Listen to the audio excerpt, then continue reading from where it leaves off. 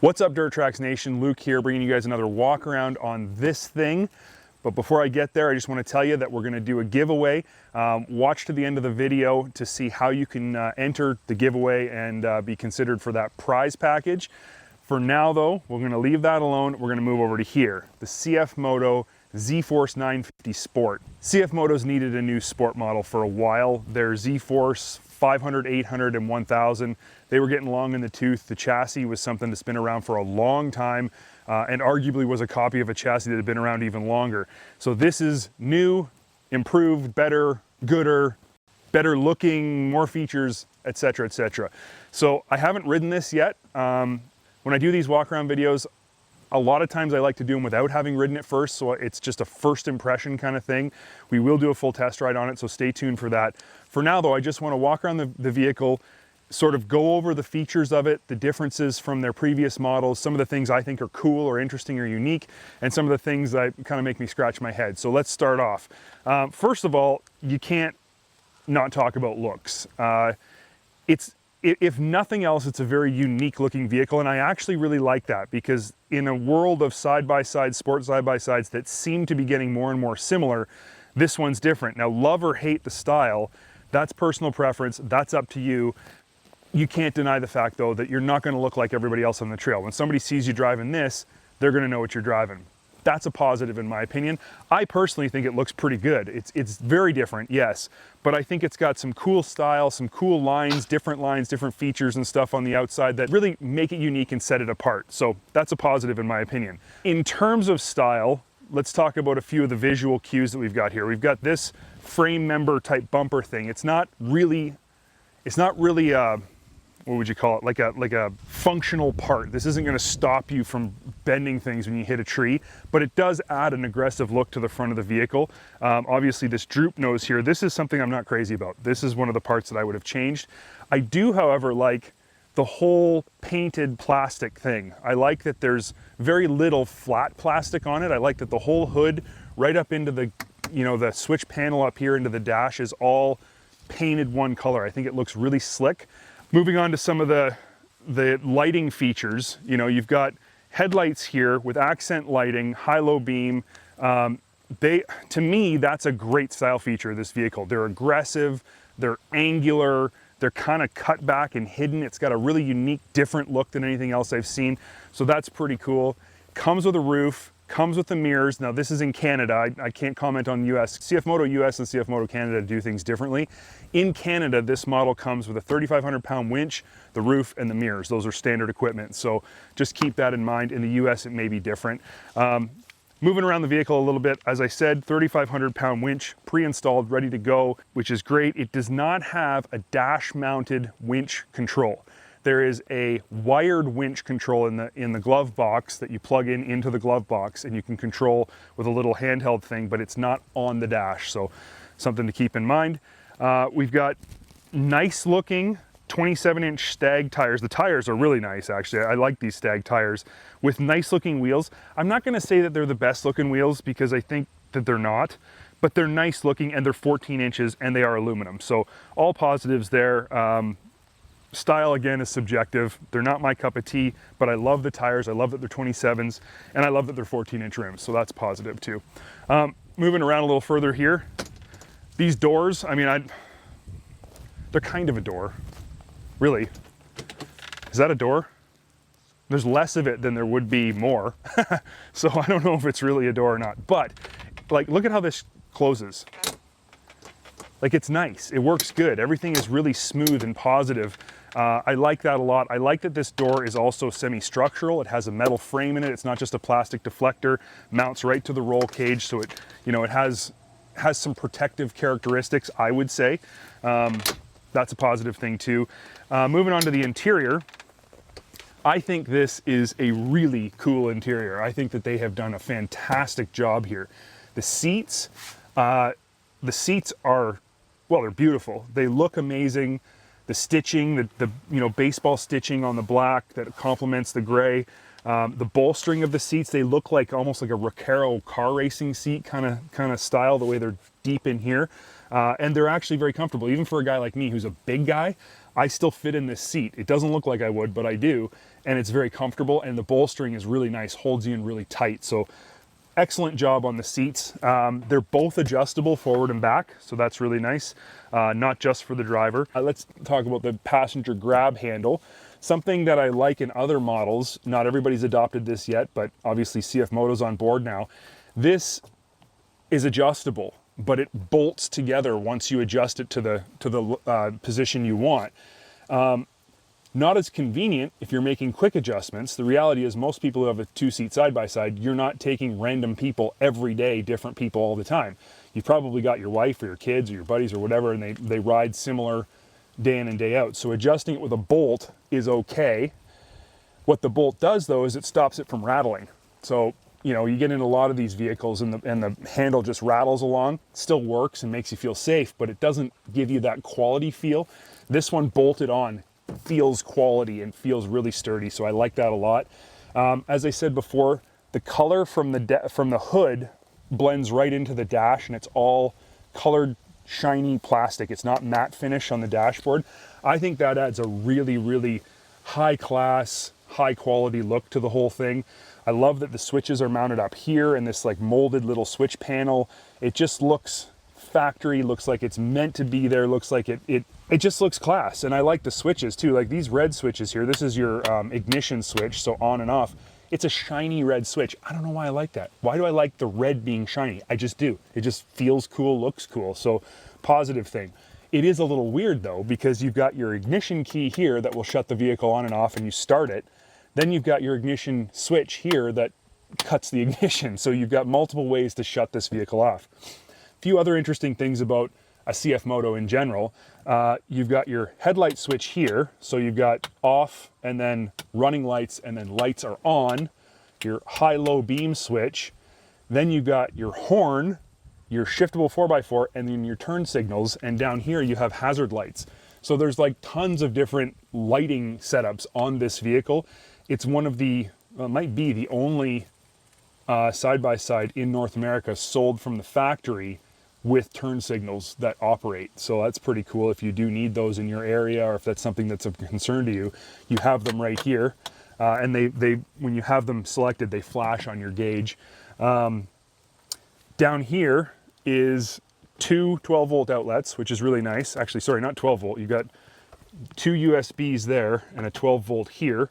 So you can charge all your gadgets, plus your whatever 12-volt cooler, whatever you want. Everything's ready to go. I'm not sure what this switch does. We can't figure it out. I think it might flash the headlights.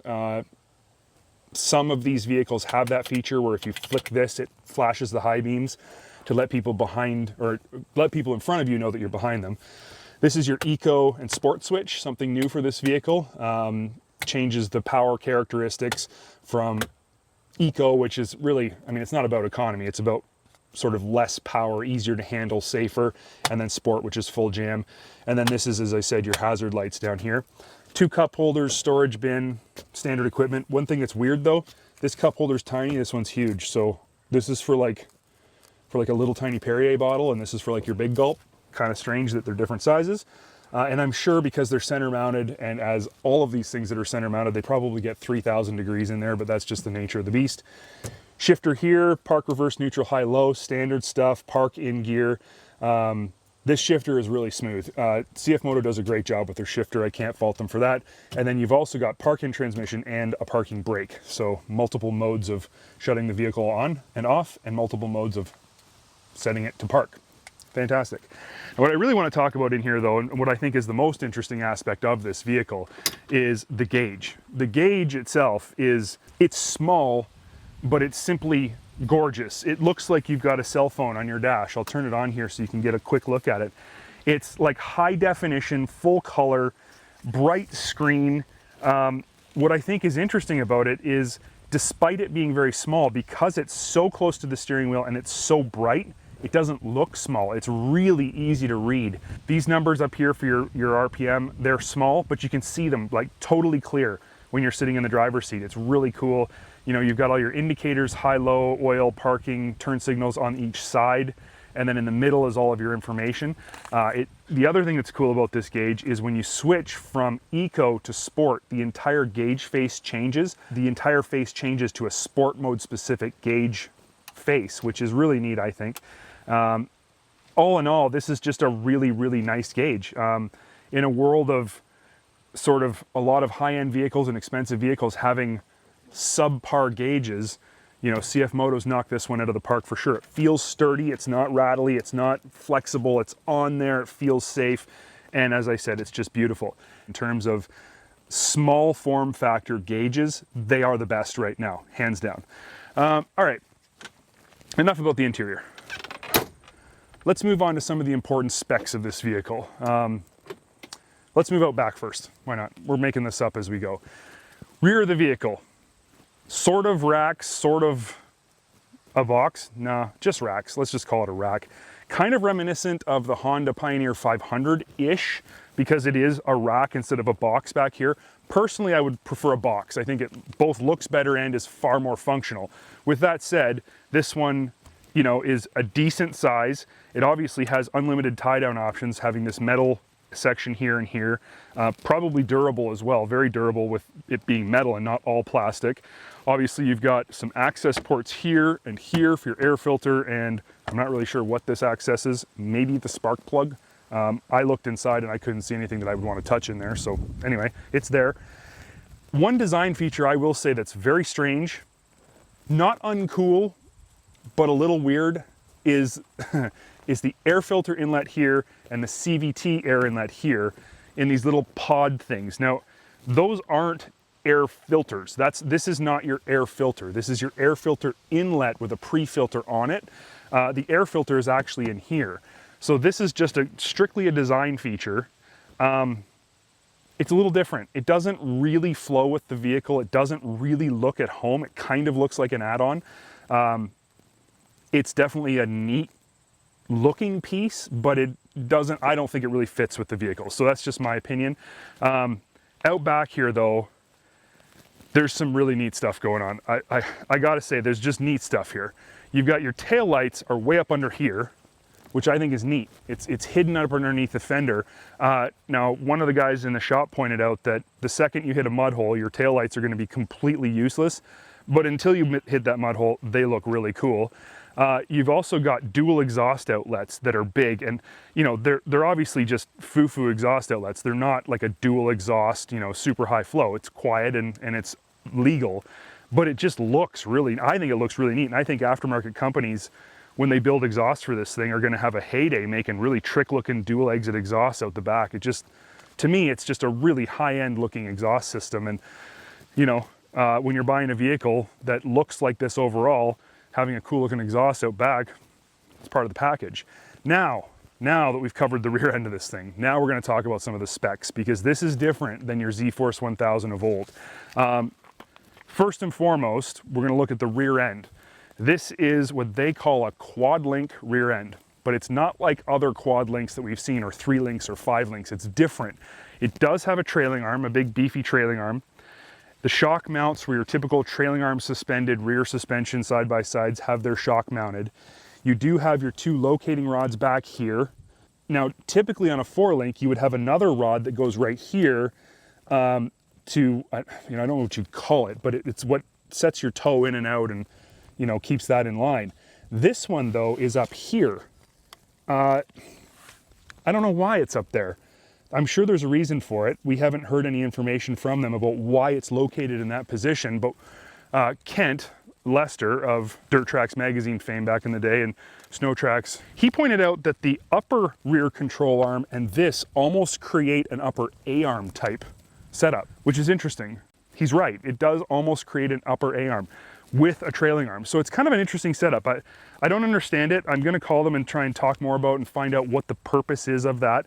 But for now, it's just unique. It does provide 11 inches of travel. The shocks are completely adjustable, compression, rebound, and preload, obviously.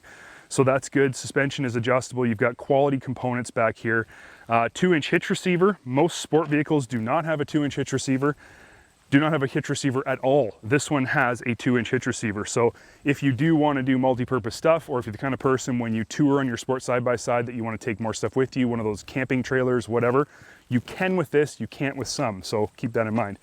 Moving around, I guess, a little further, we'll move up to the front suspension. Double A-arms, sway bars front and rear, double A-arms up front, same level of shock, compression, rebound adjustability, preload adjustability.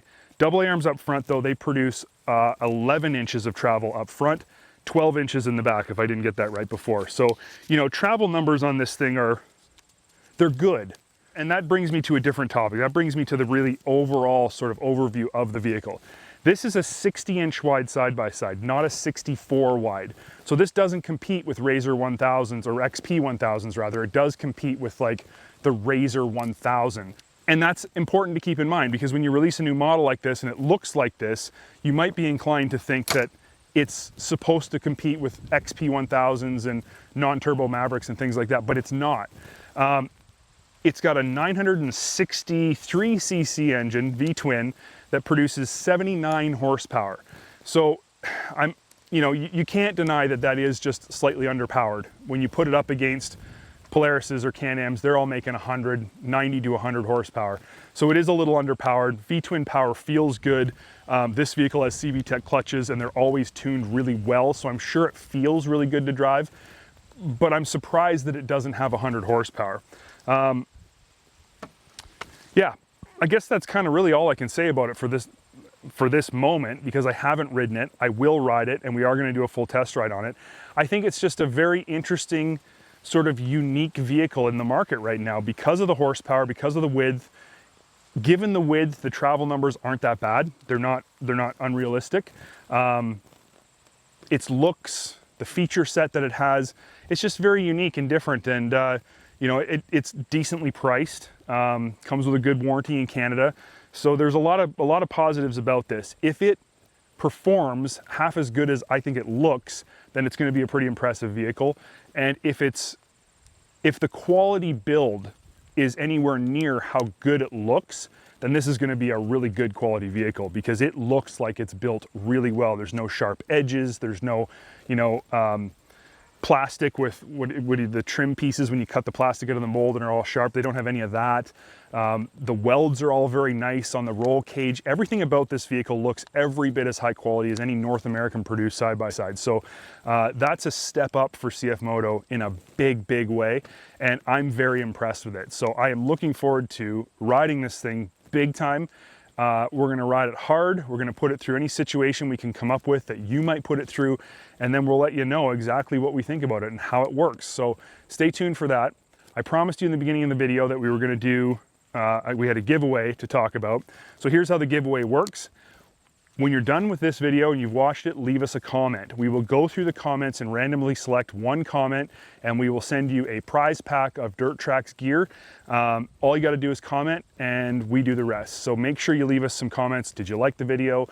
Is there other things you'd like us to do in these videos, or things that you'd like us to cover that we don't?